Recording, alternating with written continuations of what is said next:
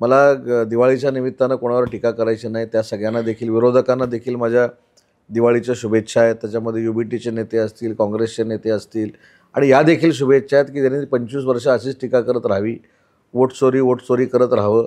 काही जनतेमध्ये फरक पडणार नाही. काल तुम्ही काही स्पॉन्टेनियस घेतलेले जे इंटरव्ह्यू होते ते देखील आम्ही सगळ्यांनी बघितलेले आहेत की आता कोणाकोणाची युती झाल्यानंतर तर मुंबईच्या शिवाजी पार्कची लोकं सांगत आहेत. मी हा जो मगाशी शब्दप्रयोग केला हा माझा शब्दप्रयोग नाही आहे, हा शिवाजी पार्कच्या लोकांचा शब्दप्रयोग आहे. त्याच्यामुळे जर शिवाजी पार्कच्या लोकांनीच ठरवलेलं आहे कोणाला मतदान करायचं तर याच्यावर मला चर्चा करायची काही आवश्यकताच नाही. आणि दुसरी महत्त्वाची गोष्ट आहे की तुम्ही बघा की 1 वर्ष निवडणुकीला झालं, वोट चोरी आता 1 वर्षानंतर काढली.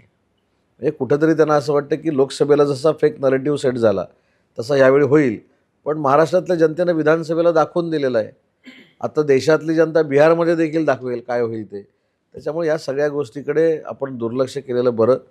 हा नुसता महाविकास आघाडी जिवंत आहे हा दाखवण्यासाठीचा टाईमपास आहे असं माझं मत आहे. मग निवडणुका आल्या म्हणून हे सगळं आहे. 1 वर्ष का केलं नाही? बरं, दुसरी ह्याच्यामध्ये मी अनेक वेळा असं सांगितलं आहे की वोट चोरी EVMच्या बाबतीमध्ये बोललं जातं.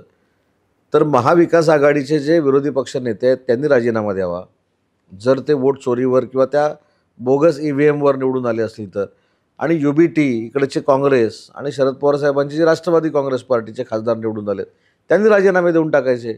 कसं आहे, एखाद्या गोष्टीवर जर आपल्याला पटत नसेल, आपण जर प्रचंड स्वाभिमानी असू, आपण जर स्वाभिमान महाराष्ट्राला शिकवत असू, आपल्यामध्ये एवढा स्वाभिमान आहे तर त्याच स्वाभिमानानं खासदारकीचे सगळे राजीनामे दिले पाहिजेत आणि गप्प बसलं पाहिजे.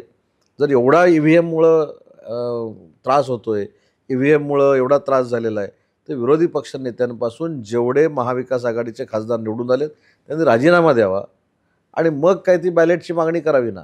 आपण खुर्चीमध्ये पण बसणार, आपल्याला खासदारकी पण पाहिजे, आपले 20 आमदार पण पाहिजेत. चला, स्वाभिमान आहे ना. जर वोट चोरी झालेली आहे मग त्यांचे 20 आमदार तरी कसे निवडून आले? 20 आमदारांनी राजीनामा देऊन टाका. म्हणजे जनतेला कळू दे ना की किती स्वाभिमानी आहेत हे आणि ह्यांचं किती स्वाभिमान जागृत होतो निवडणुका आले की, हे जनतेला पण कळेल. त्याच्यामुळं निवडणुका आल्यानंतरचा हा सगळा खेळ आहे. निवडणुका झाल्या, पराभवाला हे सगळे सामोरा गेले, परत 4.5 वर्षे काही करणार नाहीत, डायरेक्ट खासदारकीला उगवतील बघा आता परत. मिठी नदीचा गाळ काढण्याची पण चौकशी व्हावी, CID चौकशी व्हावी असं माझं मत आहे. त्याचं उत्तर तर मीच दिलं आहे. नगरविकास खात्याचा प्रभारी मंत्री म्हणून मीच दिलं आहे. त्याच्यामुळे 1992 सालामध्ये मिठी नदीमध्ये किती गाळ होता, आता किती गाळ आहे, किती गाड्या बोगस लावल्या गेल्या, किती गाळ कुठं टाकला गेला, हे सगळं मला माहिती आहे. जी काय SITची किंवा याची तर माझं तर त्याच्या पुढचं जाऊन म्हणणं आहे. मिठी नदीच्या गाळाच्या संदर्भामध्ये लोकांच्या जीवाला धोका निर्माण होईल अशा पद्धतीचं काम ज्या लोकांनी केलेलं आहे सत्तेमध्ये असताना, मुंबईकरांना ज्या लोकांनी फसवलेलं आहे, मिठी नदीच्या गाळात ज्यांनी पैसे काढलेत त्याची CID चौकशी व्हावी असं माझं म्हणणं आहे.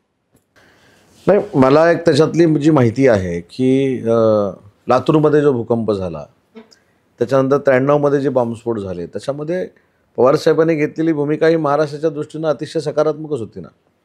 पण त्याच्यानंतर महायुतीतले जे देखील नेते आहेत, उदाहरणार्थ एकनाथ शिंदेसाहेब आहेत, मी विशेषतः एकनाथ शिंदेसाहेबांचा उल्लेख करतो की जसं पवारसाहेबांचं ह्या मदतीसाठी नाव घेतलं जातं तसं आता या काळामध्ये एकनाथ शिंदेसाहेबांचं घेतलं जातं. उदाहरणार्थ कोल्हापूरचा पूर असेल, सांगलीचा पूर असेल, आपल्या चिपळूणचा पूर असेल, सावित्री नदीचा पूर असेल, महाडचा जगबुडीचा पूर असेल, एवढंच नाही छत्तीसगडमध्ये आलेलं संकट असेल, उत्तराखंडामध्ये आलेलं संकट असेल, पहलगाममध्ये आलेलं संकट असेल, या संकटामध्ये एकनाथ शिंदेसाहेब देखील धावून जातात. तो देखील त्यांच्या मदतीचा पिंड आहे आणि म्हणून त्यांच्याबरोबर काम करताना आम्हाला अभिमान वाटतो. डिजिटलला लाईक करा, शेअर करा, सबस्क्राईब करा आणि बेल आयकॉन दाबायला विसरू नका. Times digital.